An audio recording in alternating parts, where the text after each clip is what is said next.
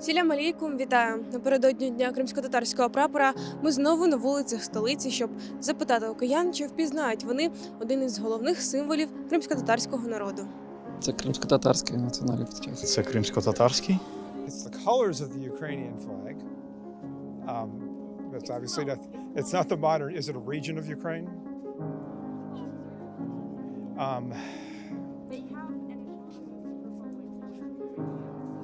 Are you talking about Crimea? Okay, so I didn't know that was the Crimean flag. Wow. Кримськотатарський. Кримських татар. Чесно, не пам'ятаю. Прапор? Греческий. Це африканська країна, це 100%. Щось знайоме. Щось з району, оце УПА, да? Україна. Так, Крим. Крим. Республіки Крим. Ну, це прапор кримських татар. Кримсько-татарський. Татарський. Кримських татар, правильно.